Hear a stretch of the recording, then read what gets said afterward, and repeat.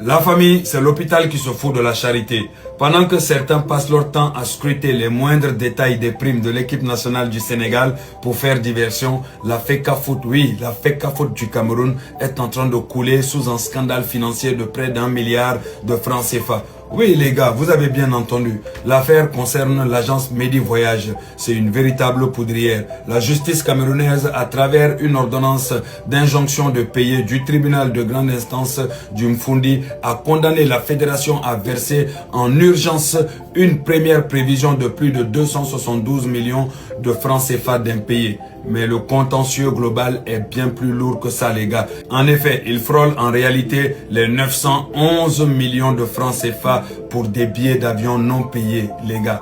Et ça, on parle de depuis 2023. C'est là que le dossier devient politique et explosif. La pairie spécialisée du ministre des Sports a publiquement confirmé que l'État camerounais avait déjà débloqué et versé les fonds nécessaires pour couvrir ses transports. La question est maintenant simple. Oui les gars, est simple et factuelle.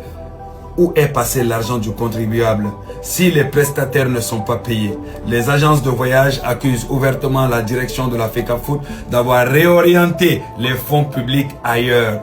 Alors, avant de donner des leçons de gestion de primes au Sénégal et de faire de grands discours, bon ça je le dis pour les vendus de Paul Biya, commencez par justifier les milliards de vos propres caisses. Ce ne sont pas des rumeurs, c'est une décision de justice. Les masques tombent et ce n'est que le début. Et pendant que vous faites tous vos bêtises en train de voler l'argent du peuple et faire n'importe quoi, faire couler la FECAFOOT, l'équipe nationale du Sénégal enchaîne 2 Coupes d'Afrique en 4-5 ans et gagne des milliards et des milliards.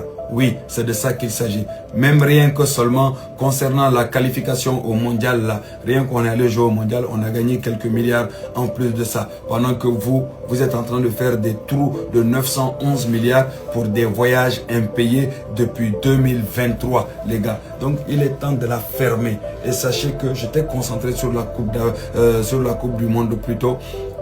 Je voyais vos vidéos, je continue à voir vos vidéos, mais ne vous inquiétez pas. Je suis revenu et je vais régler votre problème.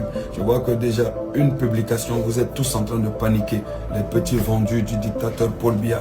Vous avez cru que les gens vous laissaient seulement parler. Non, c'est parce qu'on n'avait pas votre temps. Maintenant, on a votre temps. On va vous remettre à votre place d'illettré notoire.